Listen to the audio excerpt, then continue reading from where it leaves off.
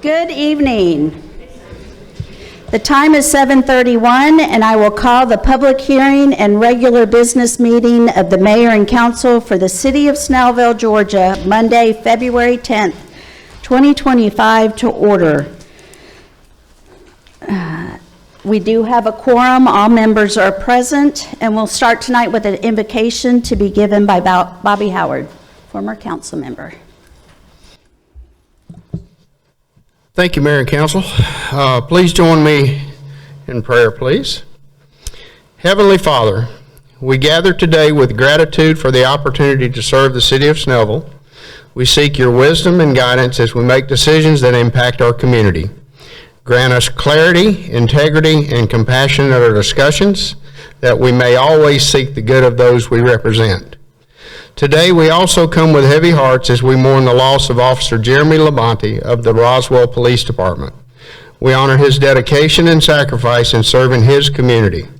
We ask that you comfort his family, friends, and colleagues during this time of profound grief. Bless our leaders, our citizens, and all who work to make this city a better place. Keep us united in purpose and committed to justice, fairness, and peace. Bless all of our first responders who selflessly protect and serve. Grant them strength and safety in their duties. In your most holy name we pray. Amen. Thank you, Bobby. And now, if you'll stand, if you're able, for the pledge to the flag to be led by our city attorney, Tony Powell. Allegiance to the flag of the United States of America and to the republic for which it stands, one nation, under God, indivisible, with liberty and justice for all.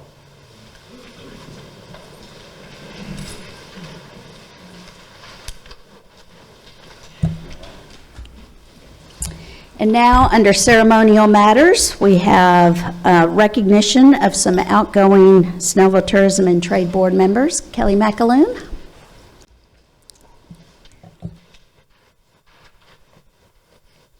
Thank you so much, Mayor and Council. We have one presentation tonight. Melvin was not able to make it this evening, so we'll push his over to another night.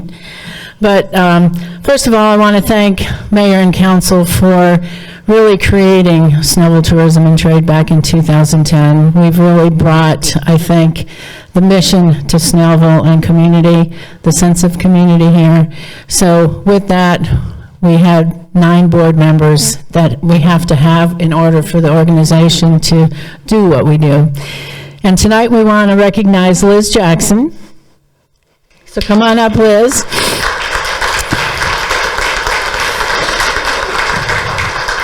Liz served 2 years as secretary on our board, and I'll tell you, she did an outstanding job. Liz is such an awesome strategic planner, and she brought so much to the table and kept us moving forward for 2 years.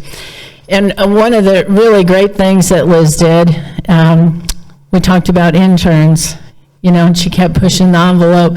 You just need to really think about it. So we ended up going to Gwinnett Tech, talking to the professor in the hospitality at Gwinnett Tech, and we ended up with our intern, Annabelle Hammock. So that was a major plus for us because Annabelle does such a wonderful job. So with that, we want to present Liz with an award, and we'd ask that all Snellville Tourism and Trade Board members come up and council for a picture with Liz. And your husband? He doesn't want to. Just leave mine there. It's fine. Thank you.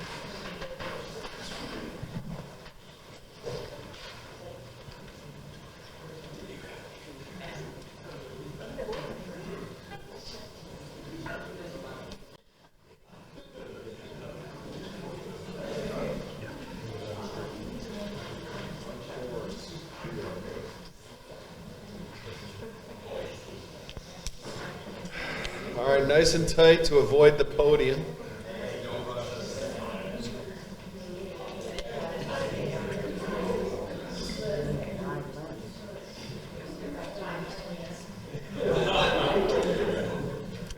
Okay, here we are. Carrie, I can't see you. 1, 2, 3. And then with Macalone's phone. 1, 2, 3. Beauty.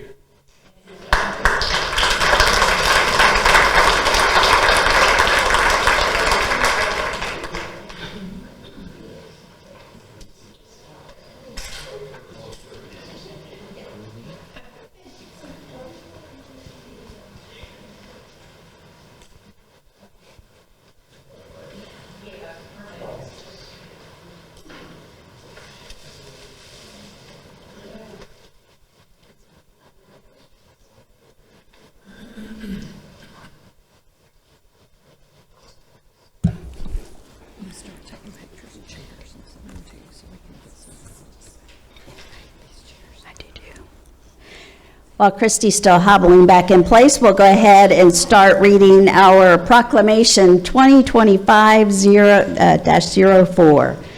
Go Red for Women, American Heart Month. Whereas each year, heart disease takes the lives of nearly 700,000 Americans, and it is the leading cause of death in our country.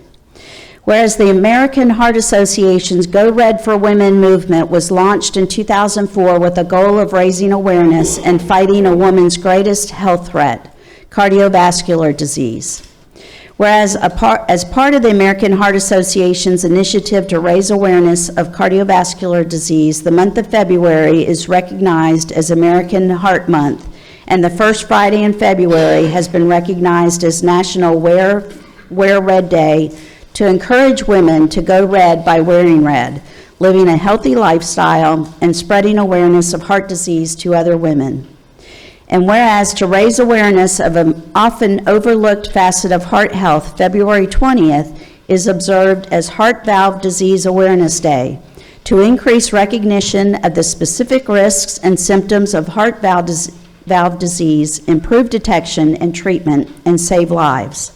Now therefore, I, Barbara Bender, Mayor of the City of Snellville, where everybody's proud to be somebody, do hereby join with the City Council and the citizens of Snellville to proclaim the month of February as Go Red for Women, American Heart Month, and encourage residents to participate in Heart Valve Disease Awareness Day and to go red to raise awareness for heart disease and the steps we can all take to prevent it. Proclaim this 10th day of February 2025. And to receive this proclamation is Kimberly Goodlow. Kimberly has, this is her 15th anniversary? 16th anniversary for open heart surgery. And she's had a heart valve replacement as well. And she has been so great every year of coming back to us to make sure that we are reminded of the Go Red for Women's Heart Month every year. So I'd like to present this public proclamation.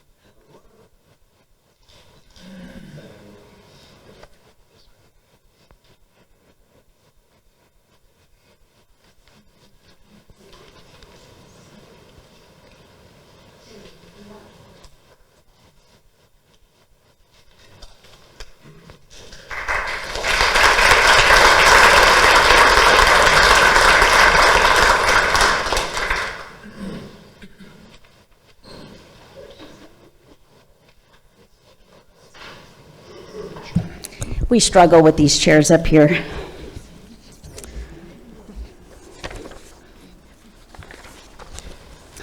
Okay, next we'll move to the minutes. Is there a motion? Motion to approve the minutes of the January 27th, 2025 meetings and the January 30th, 2025 public hearing. There is a motion to approve the minutes. Is there a second? Second. There's a motion and a second. All in favor, please raise your hands. That is 6 in favor with none opposed. We have no invited guests, committee, department reports, so we'll move to the approval of the agenda. Is there a motion? Motion to approve tonight's agenda, February 10th, 2025. There's a motion to approve the agenda. Is there a second? Second. There's a motion and a second. All in favor, please raise your hand. That is 6 in favor with none opposed. Now we'll move to our public hearing. We have one second reading tonight, and that'll be item A, second reading, RZ 24-05, RZ 24-06, ordinance 2025-01, SUP 24-03, ordinance 2025-02, consideration and action on applications by Parkland Communities, Inc., the applicant, and Snellville Community Church, Inc., the property owner, requesting A, to amend the official zoning map from CI Civic Institutional District and TCR Town Center Residential District to TCR Town Center Residential, B, a special use permit, and C, request for variances from the Snellville Unified Development Ordinance for 140 stacked townhouse-style, stacked flat community on an 8.95 plus or minus acre tract of the Snellville Community Church campus, located on Civic Drive Southwest Pate Street and Henry Clower Boulevard, Snellville, Georgia. It's tax parcels 5026051-177 and 5027107.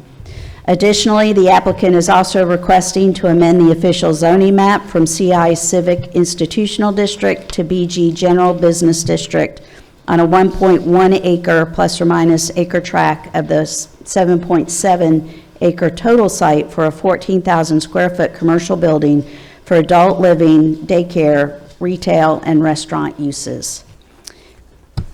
Madam Mayor, may I Yes, make a ma'am. statement? I just wanted to state that I am a member of the church, of the Snellville Community Church. I have had no role in working with the developer of this project, and I spoke to our city attorney, and he has advised me that I can participate in the discussion and the vote. Thank you. Thank you, Councilmember Schultz. And before you get started, Mr. Thompson, I do want to just read the script for a public hearing. This is just for informational purposes, especially if you're not used to this process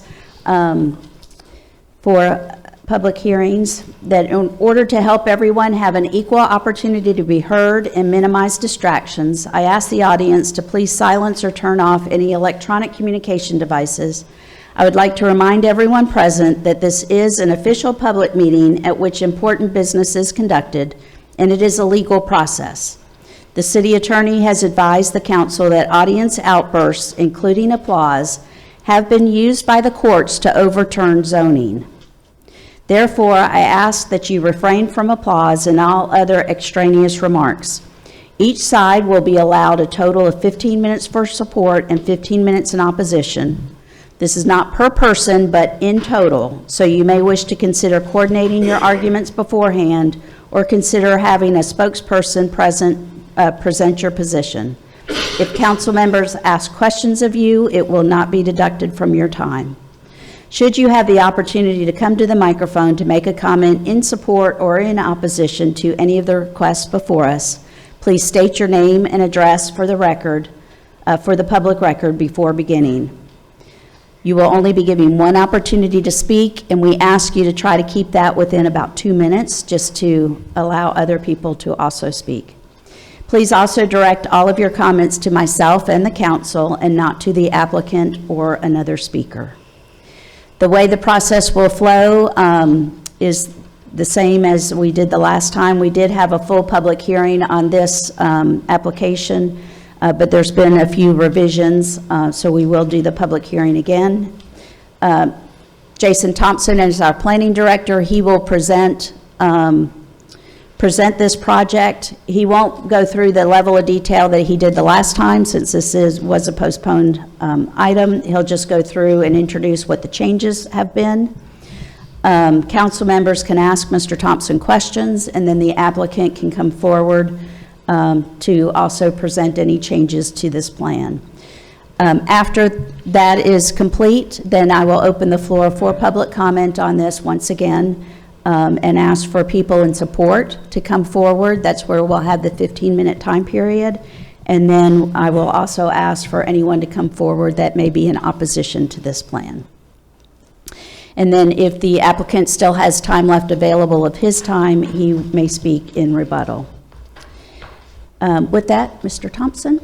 Thank you. Having been that we postponed this basically to address some of the issues with the previous plan, I'll just go over the changes as submitted by the applicant and allow them to elaborate a little bit further, and some clarification and additional conditions that should be attached to the ordinance if approved. So what we have is what we consider and is dated 1/30/2025 is considered the final zoning exhibit. This is the rendering. I think it's a little easier to see the changes that have been implemented, and I'll just go over a few of them. There was a concern with the parking being available for the overflow for over here, that would render street parking. There is really no room for street parking here against all these driveways, so the applicant provided connectivity from that area leading to the front doors here as well of the homes, and also bringing continuity through the green space north to south from that pod to here. Also moved a couple buildings along so they could be offset to create the green space visual corridor here all the way down from the right-of-way here at Lenore Church. Enhanced street trees and caliper sizes, as well as the same thing around the detention pond to create a better buffer to the rear of these properties. And that's basically the changes that have been submitted. And I wanted to speak to a couple other issues as well. As you remember, the commercial building elevations that were submitted were not code compliant. After speaking with the applicant, just wasn't enough time to redesign those.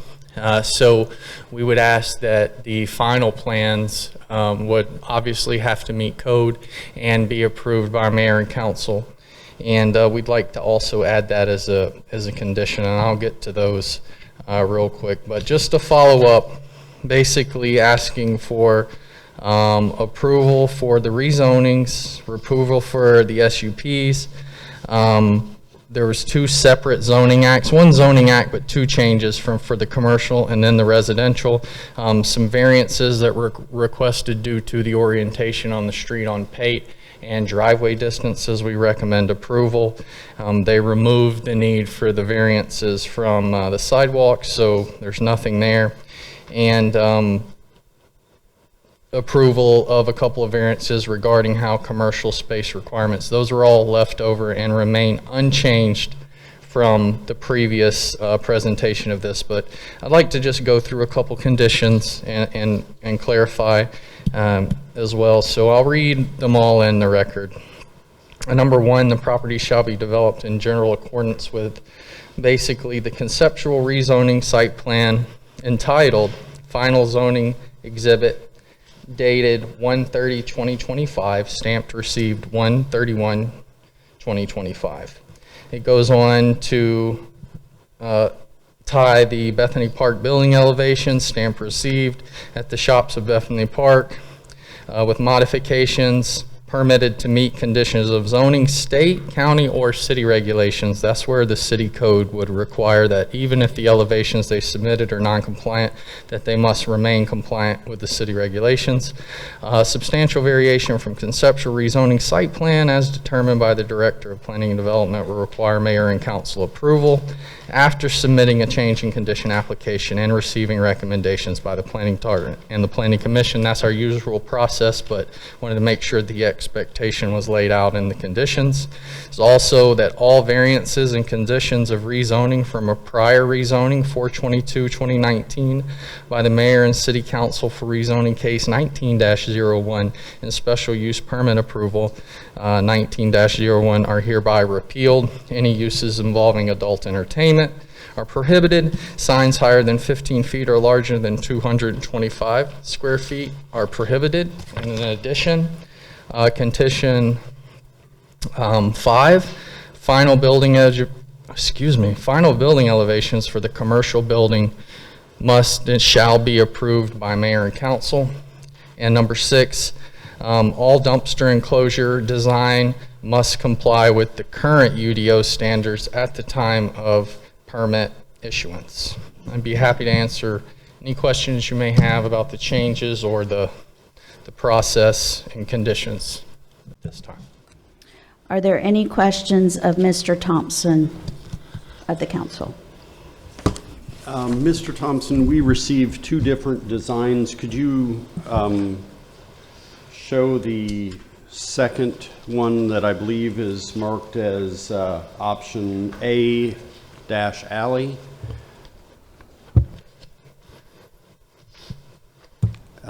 This was a request, I believe at either my or Ms. Linsky's request at the last meeting to provide parking along Pate Street. And if my count is correct, based on these drawings, this plan not only gives green space that goes all the way around the detention water feature, but also provides for 6 more street parking places than are in the other option. Is that accurate? I haven't compared parking space counts versus the old and the new plan. Concept option A wasn't something that we necessarily went over in depth outside of the requirements that it would need for variance from the existing code just to be built. So outside of a comparison of off-site spaces, we've not done that study. Okay, thank you. So you can ask the applicant. I mean, he Okay. probably would know. Honestly, All right. I don't know the number. Okay, I don't want to say yes and then it be wrong. well, I just count them off the picture. Well, then it's 6 Off the sounds drawing. good to me then. Any other council members have questions for Mr. Thompson? Jason, Yes, ma'am. if with the rendering for concept option A, alley, Yes, that ma'am. we've got up there, the particular variance that we're referencing here that we could perhaps need would be in reference to civic space. That's correct. Okay. Could And you? I think I can opine on that a little bit. So Okay. the requirement for civic space is within the town center, and one of the features, there's a minimum requirement and then there's a connectivity type requirement where it must have access or be open to the public, and then there's a certain number. We believe that you'll need a variance, not from the entire or exemption from the code, but to be allowed. I think the best way to do it would is to say to be allowed to vary as shown on the submitted site plan concept option A without knowing the exact specifics. That'll cover you. What I saw, the difference in the plan was about a ½ acre in green space lost. The pavilion was lost, 6,000 square feet more impervious surface, which ultimately requires a bigger pond. The separation of the contiguous green space, and it was reduced 30% to 1 acre. And the other concern we had as well is the rear alley performing as a much larger kind of, an opportunity for unslowed traffic to travel a long way without any breakup. Those were our concerns with the plan. But as far as the variance request, you would just to vary from that as shown, I think we're covered. Do we feel good about that? Okay. And Mr. Thompson, the change in the drive, or the added driveway curb cut onto Henry Clower on option, I'm sorry, back on option A, alley.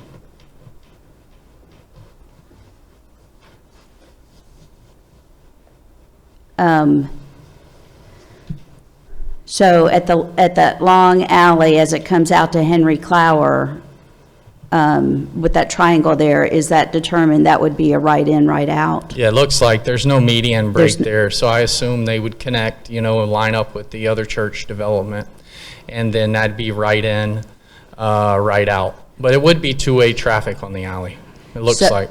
So on the applicant's zoning exhibit, where you've got it side by side and you leave it right there, that area there that's a park there on Henry Clower will then become this right in, right out exit. Yeah, in order to align that, you basically take the drive from where you would see on the final zoning exhibit next to the detention pond water feature, just basically flips, goes behind, and then in order to service that, you have to push the other houses up to the detention pond, and that basically that entrance, that ingress and egress is just shifted down, which is now right in, right out, and takes the place of that civic space.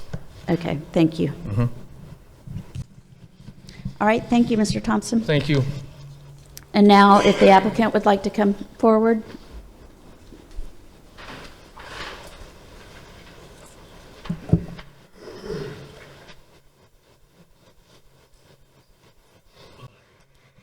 Hello, my name is Jim Jacoby, Parkland Communities. And one thing I think to touch on, a couple different of the design aspects here. I can't say that I'm impartial. I do like this plan better than this plan. However, if you disagree with me and you would prefer this plan, we're happy to work with you. But one of the things that makes our communities different and unique is the amount is facing the homes next to each other like this it forces community and connection with neighbors. And it kind of creates a little kind of Mayberry here. And where if you go into our communities in the evening and the afternoon, especially in the spring and summer, you'll see when everybody decorates their front porches, they're walking around with their favorite cocktail and they're talking. And that sense of community is what creates our residents to become rooted and stay. This plan kind of turns everybody's back towards each other. And so I don't think it really is going to create a connection, a community that we really try to pride ourselves on in creating. In addition, some of the others, as you're coming down this street, you now have a focal point view into this park, which I think is nice. I think you also have the focal point view from the road of the civic space. And keep in mind that under both plans, the detention pond will be surrounded by a 6-foot privacy fence. So it'll be screened from view from this road. So as you're coming from this road, you're really going to see a fence with landscaping in front of it. And so that's just something to keep in mind. And also, although shown on these pretty color renderings as this being a fountain of youth, beautiful lake, in reality, this will be designed as a dry detention pond that will, water will be not there during the dry season, and will hold water on a temporary basis. But one other thing also to touch on, a little sidebar on that, I did find something that was very interesting on the commercial building, and I really would appreciate your opportunity to kind of continue working on the commercial building, because we can work on architecture of the commercial building simultaneously with engineering and start making progress. But this was really cool. Something I saw, that this building is only 16 feet tall, but yet it has the appearance of 2 stories, but it's not. And I thought it was just really a creative way to accomplish what you're wanting to. And if you want to, this has a roof. So your roof, if you wanted to, technically get up to 24. And then here's just another way of looking at it here, another view. And so we can get creative and give you the look that you desire, but meanwhile keep the cost and the height where it works for us. So I'm very open to continue exploring this so we can make everybody happy. I want this to be a showpiece for the city as we come in. So I just want you to know we have given that some thought, and I just thought that was a really creative way that they accomplished that same concept. With that, I really don't have much else to add, and I'm open for any discussion or questions you may have. Any council members have questions for Mr. Jacoby? Mr. Jacoby, my personal preference is also yours, also with this one we labeled final zoning exhibit dated January 30th, 2025, for a couple reasons. On this other one, the concept A, I don't like the fact that all the garages face each other, and I can see a lot, and in the morning when people are leaving for work, a lot of cars trying to maybe back out at the same time, whereas with this other plan, it's the fronts of each unit that face each other. And I'm also not a fan on the option A alley of this long two-way street that runs from Henry Clower. Technically, you could go out to Highway 78.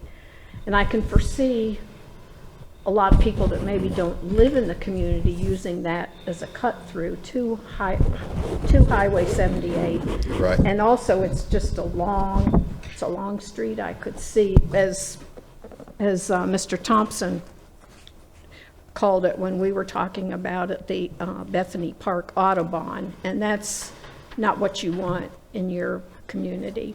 So my personal preference would be for the one labeled final zoning exhibit, January 30th, 2025. Thank you. And I do agree. I forgot to mention, that's a good point. I do agree this would ultimately become a cut-through to 78.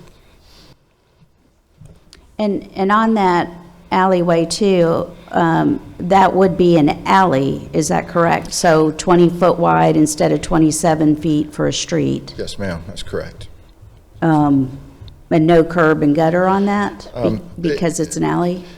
What we do is, I like to put a curb, but it's called a ribbon curb, a 12-inch ribbon curb is what we do. So I like to have a clean edge on it, just not asphalt breaking off. So it's 20 feet total pavement width, but it has a 12-inch ribbon curb on either side, 18 feet of asphalt. That's how we like to do it. Okay. So if that's 20 feet wide as an alleyway, essentially you got 10-foot lanes if it's two-way traffic on there. Yes, Okay. ma'am.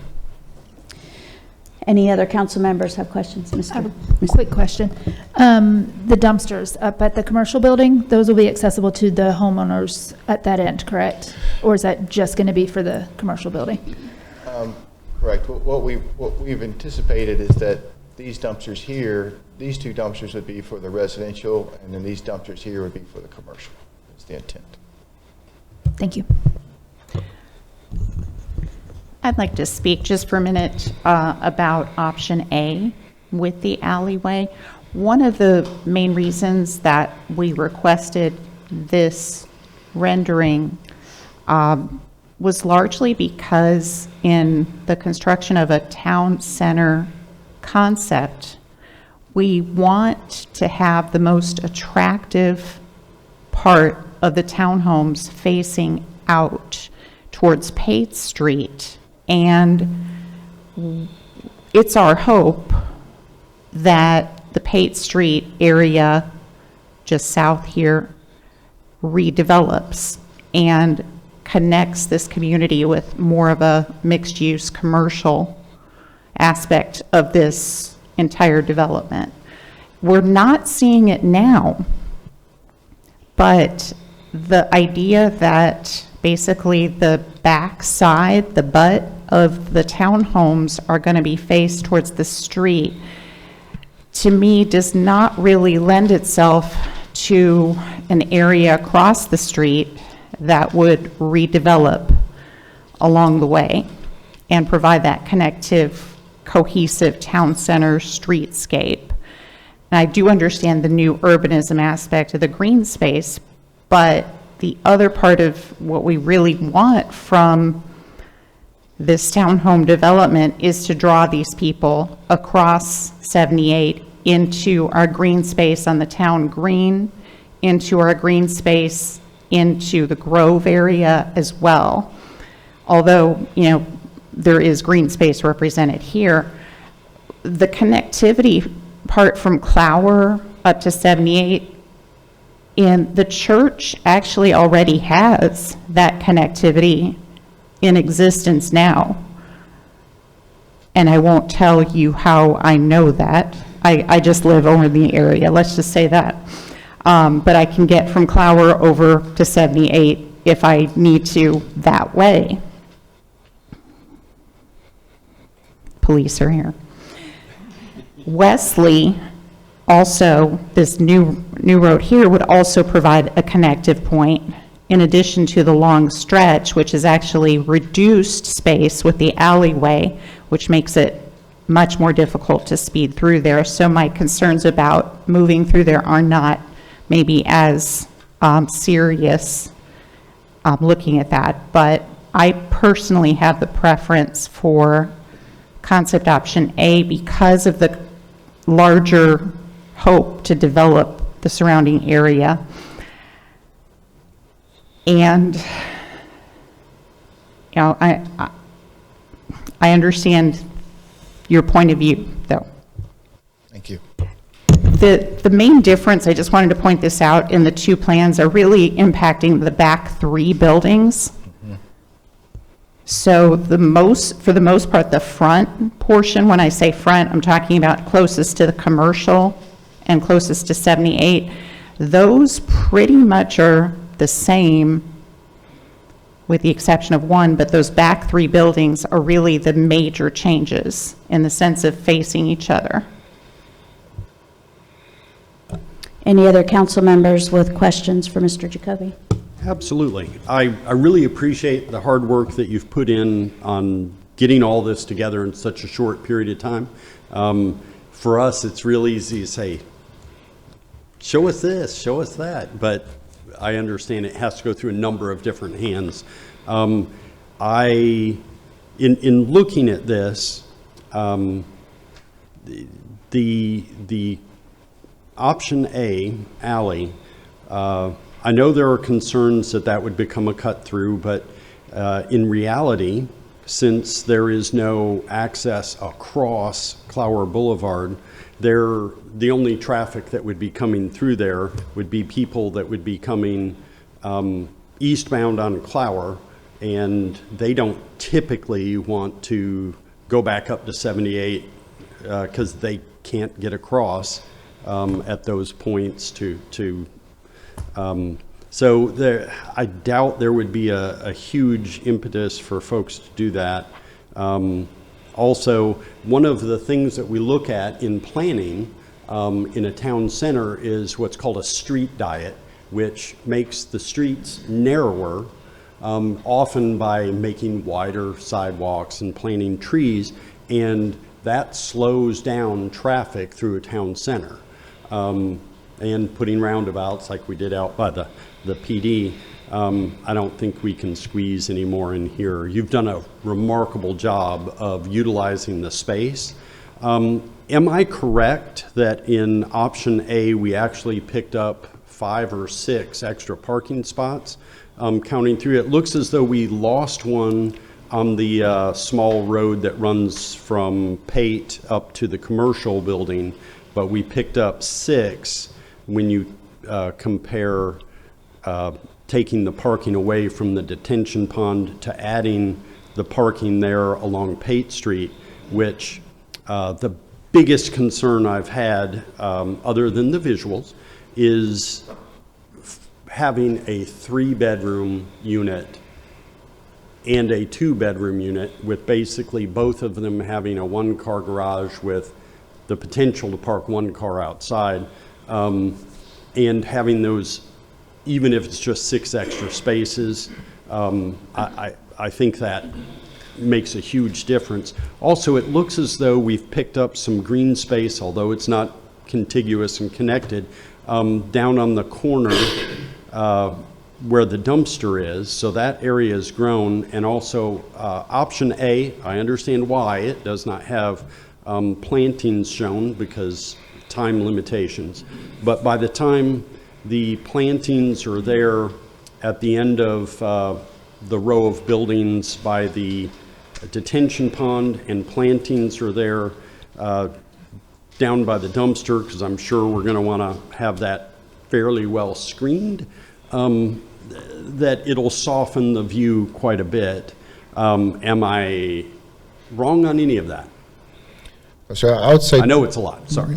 I would say you're correct. Okay. You know, One of my big concerns when I've gone out and looked at your existing facility over on 120, which it's a couple years old now, the part that's actually open? yes, sir. Okay. The green space that's between the buildings, it's okay. It's not park-like, and maybe this would be different, but I have to go by what I've seen. And I looked at the area between the two buildings that are facing each other, and then I went around the side of the building and looked where the playground is, and the plantings and such were okay. They didn't scream park to me. So for me, having seen that, I'm going to only be able to support option A, alley, for the simple fact that my concern is for the future of the whole city of Snellville, and I want this to be an awesome community where people feel connected to one another and to the greater community. But by having the driveways off of the city streets as much as possible, and having those walkable streetscapes that we've been dreaming about for 20 years, I think that's better for the city as a whole. And I love the designs that you showed us on the commercial building. That's 100% the direction we're looking to go. And we did learn our lesson on the Scooter's Coffee, that maybe sticking to 24 feet tall might not always be the best way to go. Sorry for that, everybody who drives by that big white unfinished building every day. So I think we'll be able to come to a meeting of the minds as far as the architecture on that commercial building out front, as long as everybody agrees that we approve with architectural drawings to follow. That is not a problem. I pride myself on very aesthetic architecture in our community, so that's not a problem. Well, you've done a lot of really hard work, and I really do appreciate it. If you are lucky enough to get an approval, it certainly will be an asset to our community. Thank you. I appreciate it. Thank you, Mr. Jacoby. Are you done? Because there have been some changes to the plan, we will open the floor to public comment for anyone who would like to speak. I would ask you to understand or to recognize that the one, I'm not sure if that's on your right or left up here, the rendering that says final zoning exhibit, it's a little bit covered up there, is actually the plan that the applicant has put forward. The concept option A, alley, is one with some changes that the several council members had requested after the initial public hearing. So if you were to come to speak, just keep that in mind as you're making any comment.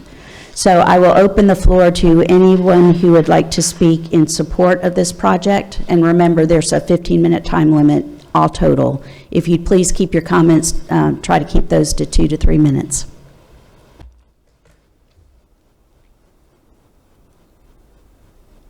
Seeing no one, then I will close the public comment for people speaking in support of. If there's anyone who would like to speak in opposition of the plan, please come forward.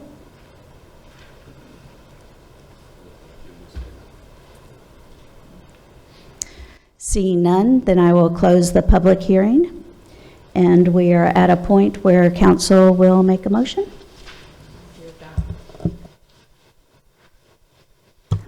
All right, I'm going to give it a shot. Motion to approve RZ 24-05. Hang on just a second, Okay. Christy.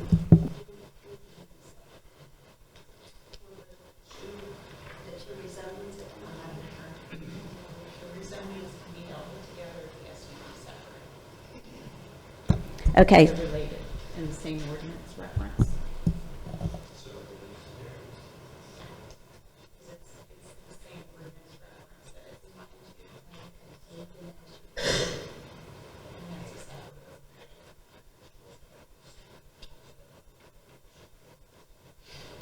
Okay, Christy, you can continue. Okay, thanks. So motion to approve RZ, got to put the glasses back on, RZ 24-05, RZ-2406 with reference to ordinance 2025-01 with a few changes. Under variances, we will add a variance letter K, allowing an exemption from civic space, which is a reference to UDO section 401-2.3. The exemptions allowed from Part B. Under the conditions, changing the date of the renderings in condition number 1 to be in accordance with the rendering for concept option A, alley, submitted January 30th, 2025. Received by the city February 4th, 2025. And the additional condition number 5, mayor and council will have final approval of the commercial building elevation architectural plans. Also adding condition 6, all dumpster enclosure designs built will be up to UDO new standards at the time of the permit's issuance. And I believe that's it. Good job. Is that right? Okay, so there is a motion by Councilmember Linsky to approve rezonings RZ 24-05 and 24-06. One of these, for clarification, one of these is for the residential district and one is for the commercial property. And this is using, the motion has been made for concept option A with the alley. So there is a motion. Is there a second to that? Second. There is a motion and a second. So now we will have discussion by council. Any council members that wish to opine? I think everybody's heard enough out of me.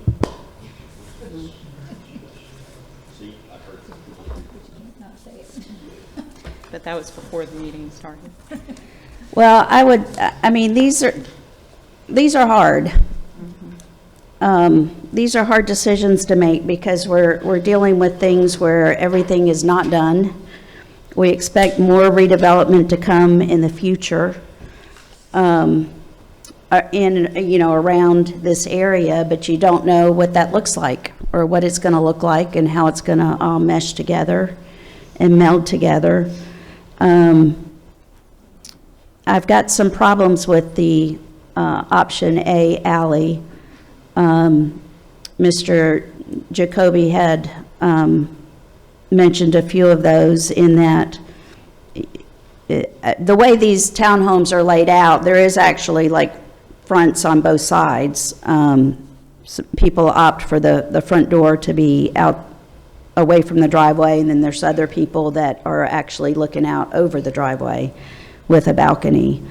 So they're double-sided, which kind of makes it a little bit more difficult as well. But it's, which fosters a little more community.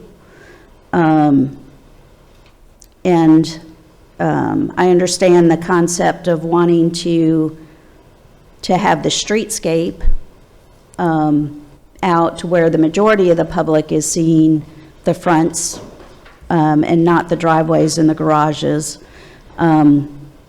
which is where the alley concept comes along. But I am concerned with that long alleyway becoming a street when you've got that many driveways backing up into one long straightaway. I think you've got a little more risk of actually people, passing by each other. And if you've got a 10-foot lane, that's the narrowest of the lanes on Highway 78 as you're heading out to Stone Mountain. So, those are all things to think about also. But then when you look at the applicant's original plan with all of the driveways facing out onto Page Street, can't say I love that either. And you do look at areas that will eventually redevelop, which is that area across Civic Drive on out to 124 and 78. Along Page Street, two of those buildings there that you can see in the picture, I think those won't redevelop for a very, very long time, because I know the dermatology group that is in there put a lot of money into making a surgery center out of one of those buildings and then remodeling their other office building or a medical office building.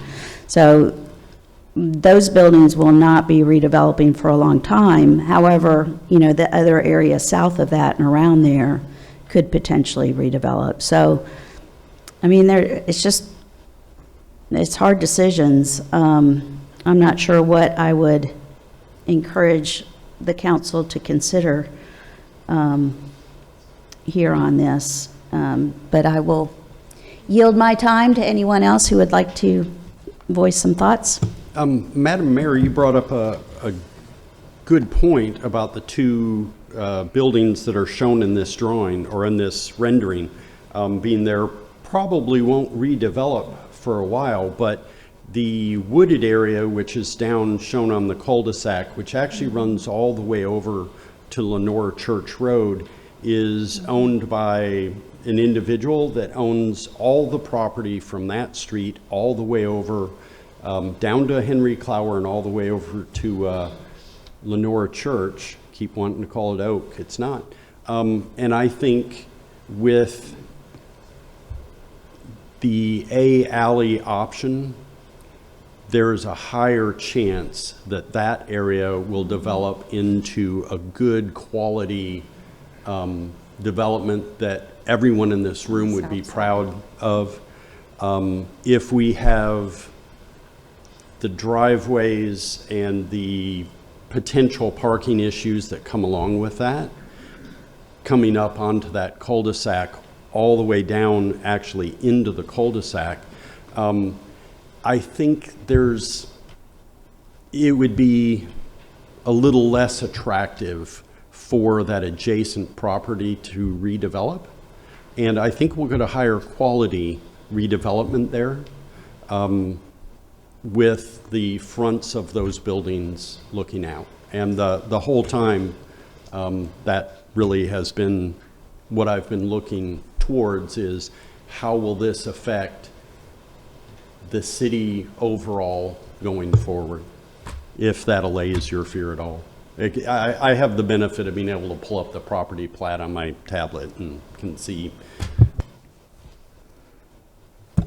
Thank you. Any other council members? I do want to say, I've driven through a couple of different similar neighborhoods. I will be transparent and say they're not necessarily neighborhoods designed by Mr. Jacoby, but similar neighborhoods. And I like the idea of the fronts of the houses facing each other and having that green space in between and that community that would foster. That is not what I have seen happening in these kinds of neighborhoods. And I've been in a couple different ones, different times of the year and different times of day, afternoons and weekends. And what I have seen is not people gathering in that green space so much as people pulling into their driveways and going into their house and then walking back out to the car and leaving again, not gathering or congregating. Maybe some children playing, but not the hanging out kind of stuff. I mean, I have not lived in this kind of community, but that's what I've seen as I've driven through, which would lead me more towards the option A, to provide the better view and the better parking, as Todd said, and the situation, looking to redevelop that wooded area that looks better from the outside for all of our citizens. That really is what leads me to lean towards option A. Okay, any other council members? My only concern with option A, and I'm going to human nature, is that no doubt that's going to be a speedway and a traffic hazard. And I understand what everyone is saying, but that's just an open invitation, the way it's set up for some child, some adult to get hurt. The lack of self-control of our motorists in Snellville and in Georgia is just amazing.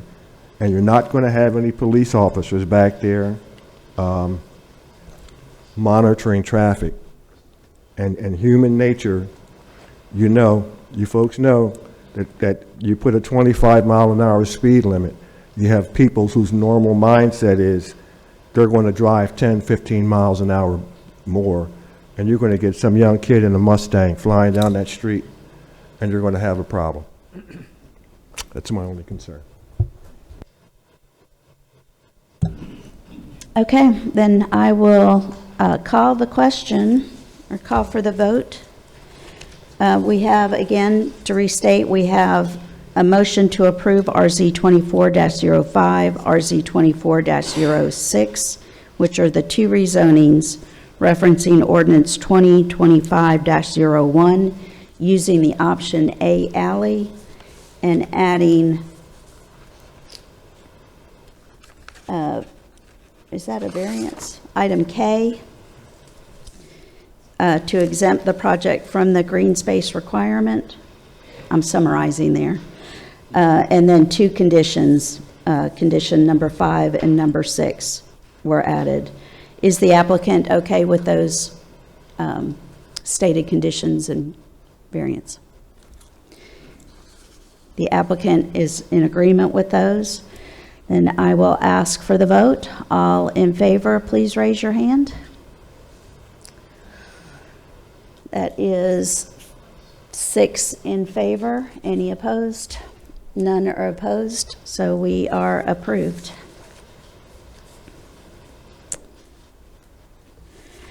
And now we will have a motion on the SUP 24-03.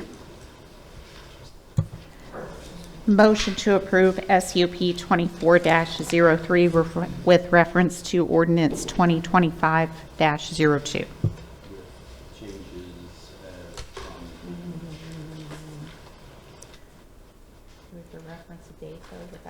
Mr. Thompson, were there any changes to the SUP having to be done? Oh, to the site plan. With changes to reflect the previous motion.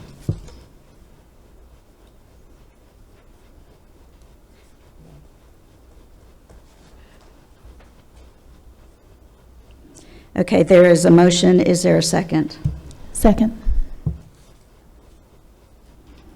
There is a motion with the second. All in favor, please raise your hand. That is 6 in favor with none opposed.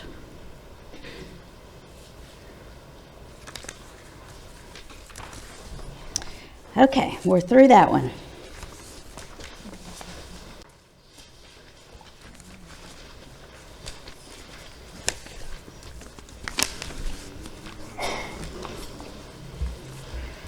I'll tell you, thank you. I appreciate it. Thank you.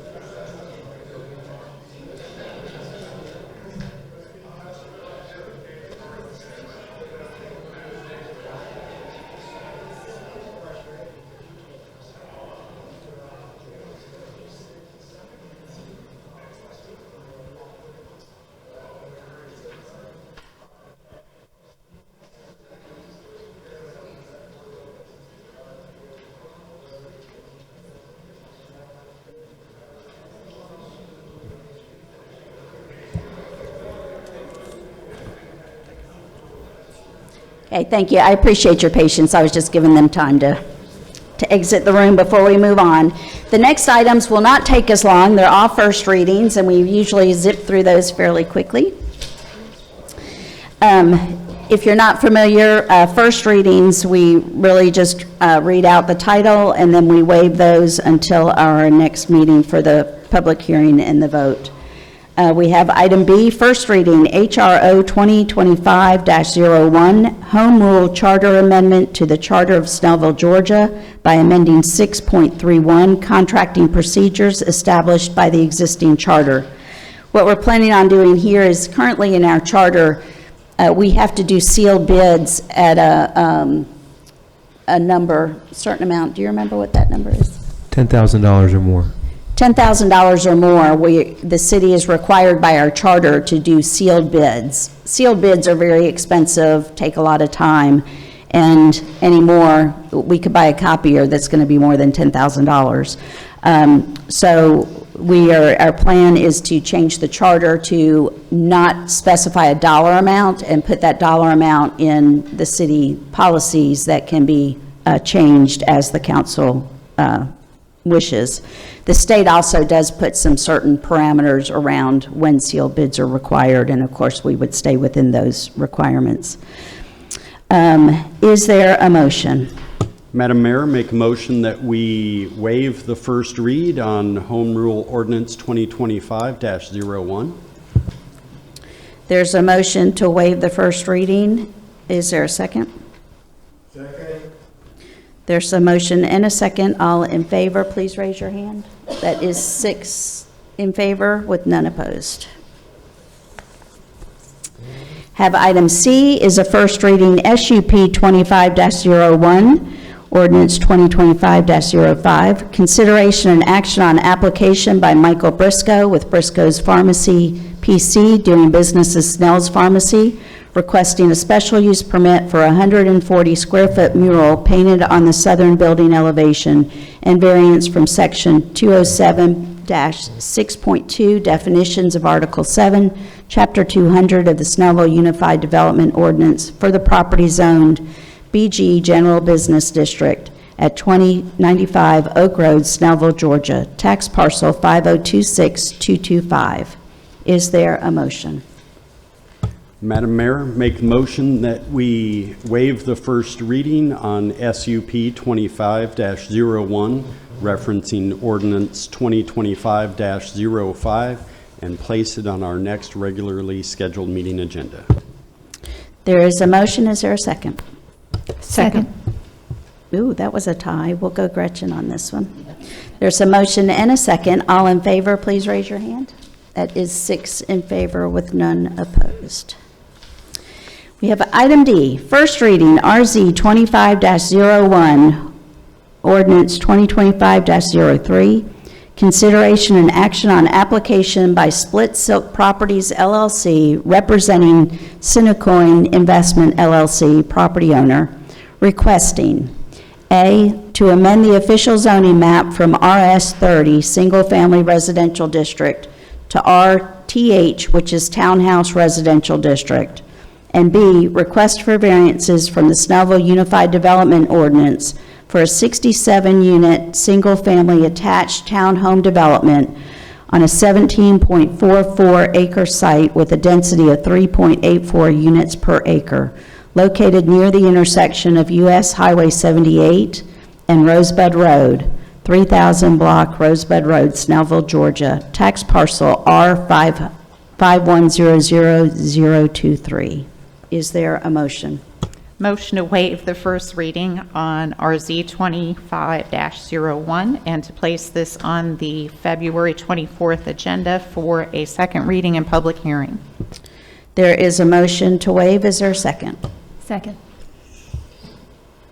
There's a motion and a second. All in favor, please raise your hand.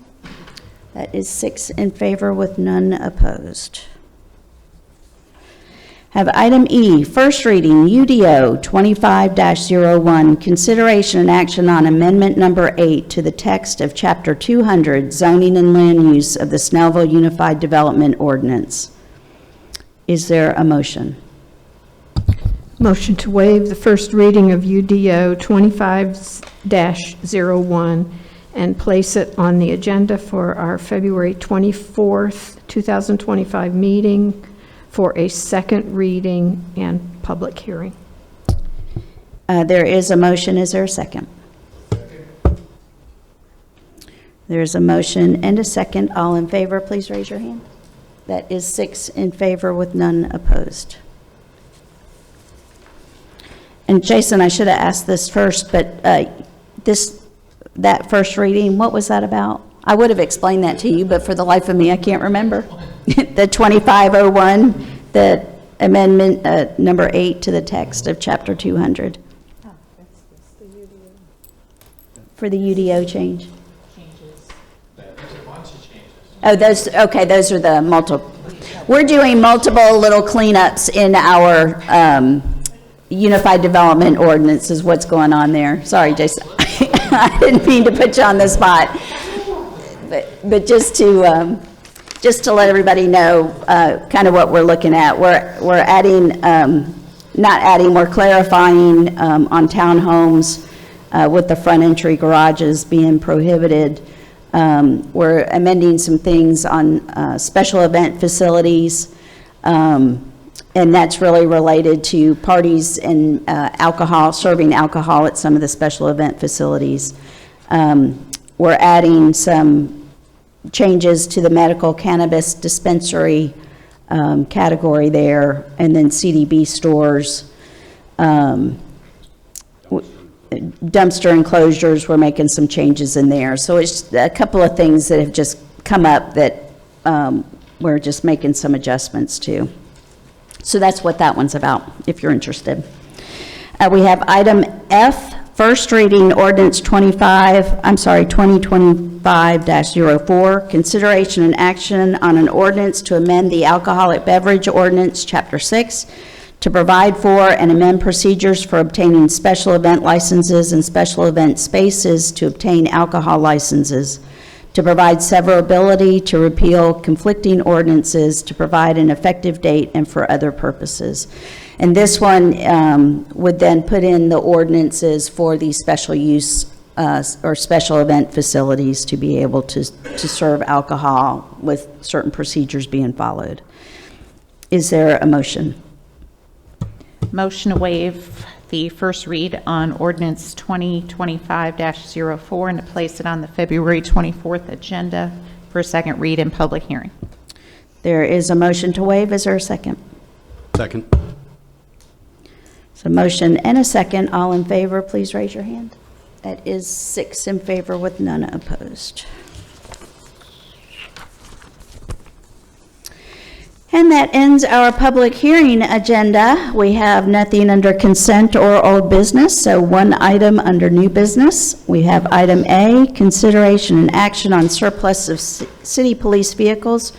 We have 2 police vehicles, a 2008 Ford Crown Victoria, which didn't realize we still had any more of those, and a 2016 Dodge Charger that will, should this vote pass, will be surplused and be up for sale on Gov Deals. Is there a motion? Motion to surplus the city police vehicles as described by Mayor Bender. There is a motion. Is there a second? Second. Another tie. We'll go with Norman on that one. There's a motion and a second. All in favor, please raise your hand. That's 6 in favor with none opposed. Is Carrie going to rebel against me because I've given 2 ties to other people? With that ends our regular business for tonight. So we will move to council reports, and we'll start with Councilmember Carter. Good evening, everyone, and thank you all for hanging in there with us. A couple announcements. Gwinnett County is hosting a free food distribution event at Lenora Church Park on Tuesday. That's tomorrow, starting at 3 p.m. People will receive fresh and non-perishable food items to take home. Supplies are limited, so come early, and more details can be found at gwinnettcounty.com/food resources. Next, I'd like to commend Mayor Pro Tem Todd Warner for really going out of his way to consult with county and state officials and get their input on events and policies and procedures that have a direct effect on the residents of Snellville. These are like ad hoc meetings, you're just meeting people here and there at special events, but getting involved in those conversations. The next one is very personal to me. By the grace of God, I sit here with you. I recall an incident where I went into a house and a man had a .22 rifle pointed right at me. And the only reason I'm alive today is because by the grace of God, that guy froze. My condolences to the Roswell community and the family of police officer Jeremy Labonte. I hope you pronounce his name right. He was answering a simple male acting suspiciously call. He was shot repeatedly before he could appraise the situation. I know what it's like. Nothing I say today can bring him back, but I'd like to repeat to all officers of Snellville and abroad that no assignment is routine. No car investigation, no security check can be considered routine. When possible, you must have a sense of urgency and back up your fellow officers on even the most mundane assignments. Be in a self-preservation mode on every call for service or investigation. Remember your training. Take no one or no thing for granted. To the public, when calling for police service, be sure you give the dispatcher clear information about what a responding officer should expect on arrival. In addition, do not burden our officers with what amounts to catering to your personal prejudices. They are employed to protect us from those who might harm us and to assess conditions that may affect public safety. When you use them to harass businesses and people who are not doing anything illegal, you diminish our officers' capacity to keep us all safe. Again, thank you all for attending this meeting. Your presence is important to us. Your comments, both in public and in private, give us information on how to better serve you, and I thank you for that. And have a good evening. Thank you, Norman. Councilmember Hetherington. Good evening. Thank you all for coming out tonight.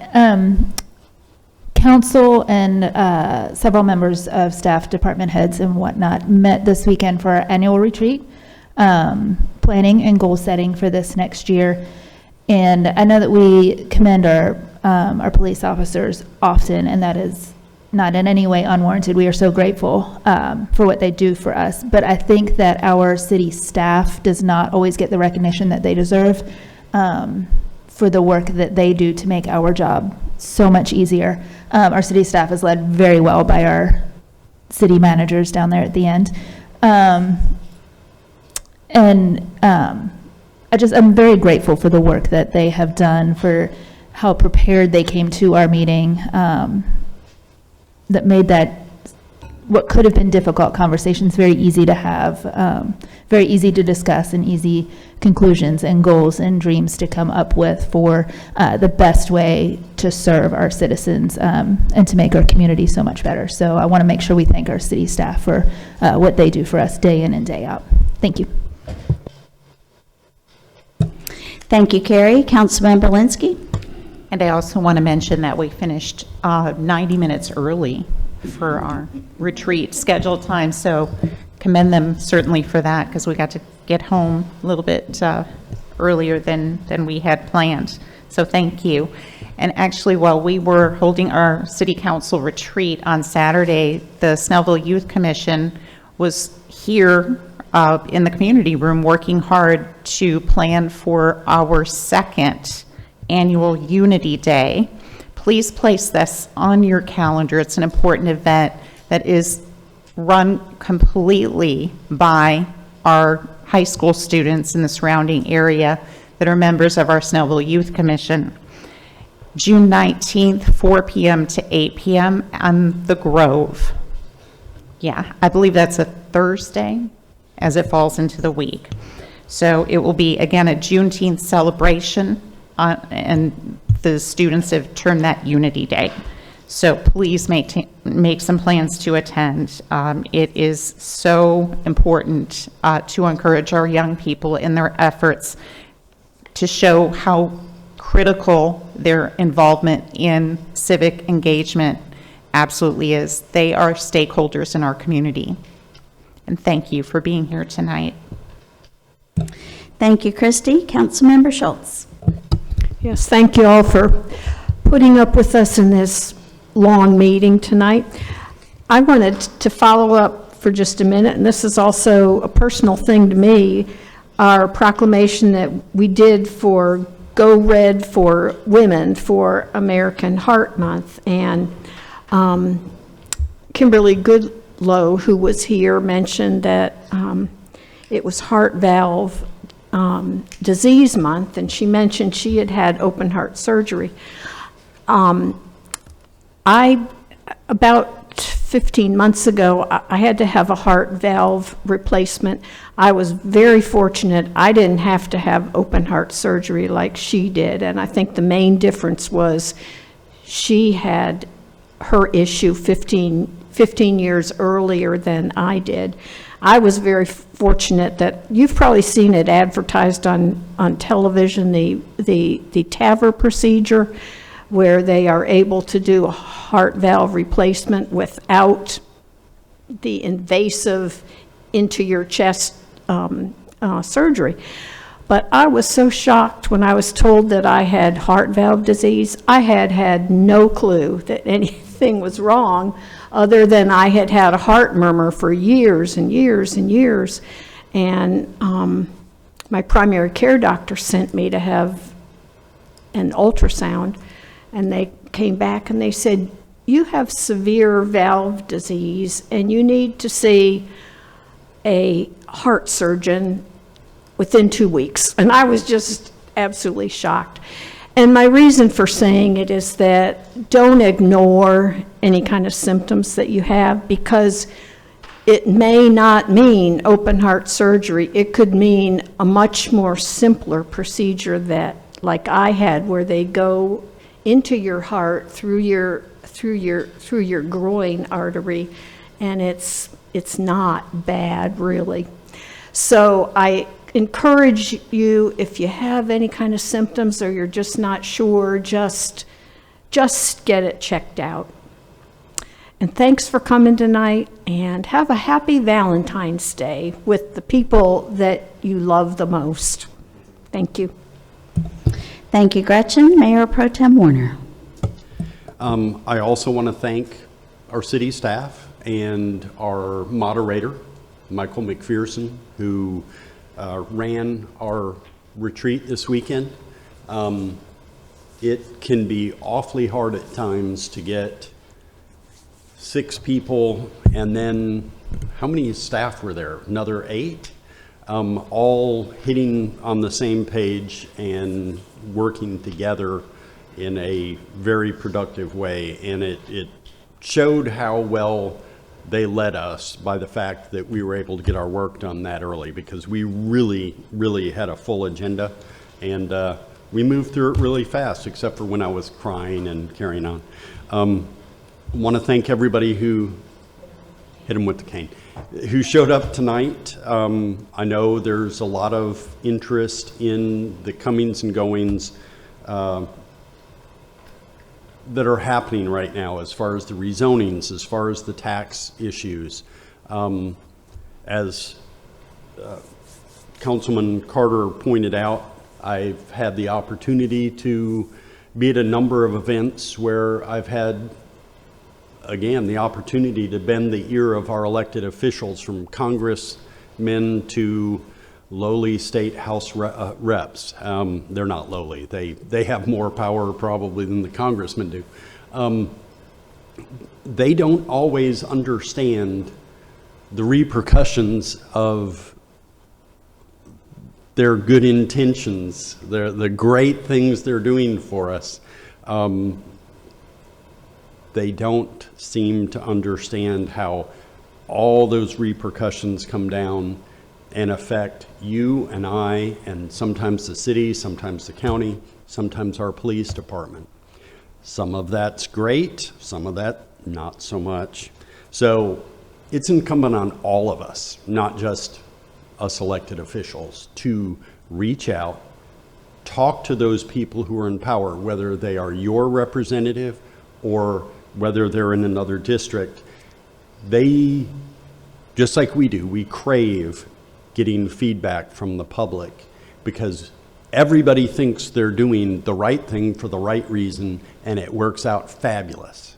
And we all need to hear sometimes that it may not have been the right thing, it may not have been for the right reason, and it didn't work out fabulous.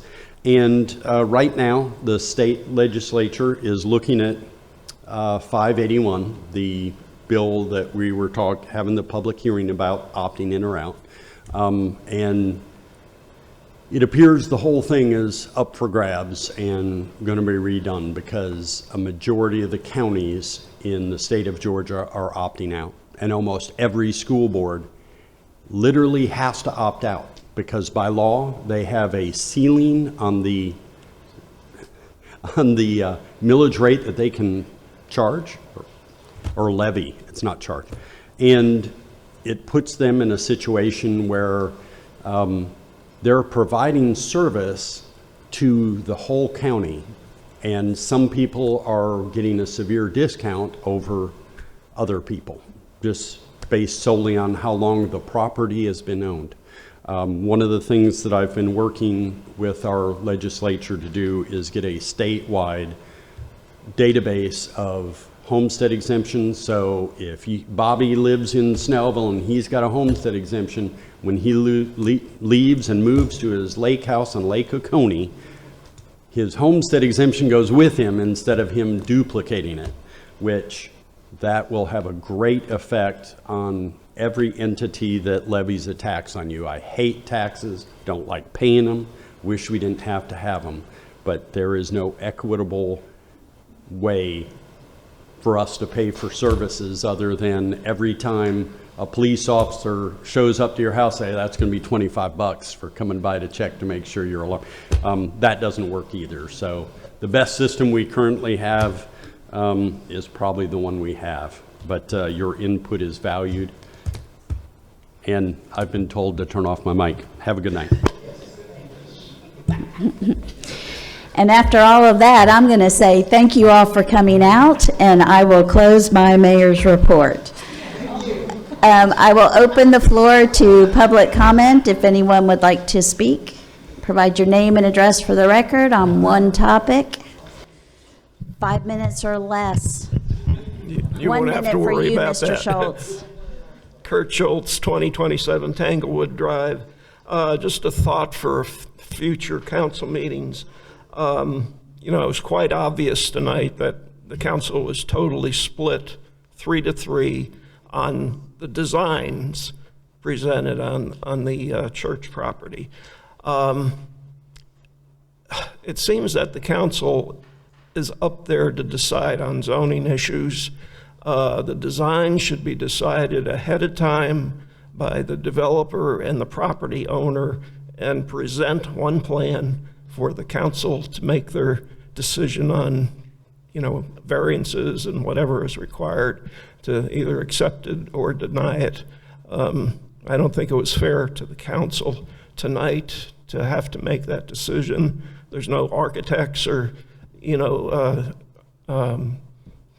up there sitting on council that, you know, should be making these decisions. So anyway, that's all just a thought for the future. Thank you.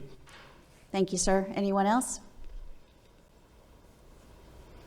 Then I will close the public comment and entertain a motion to adjourn.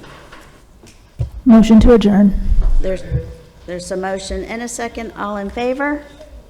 That is 6 in favor with none opposed. Thank you all for coming out, and be safe on your way home.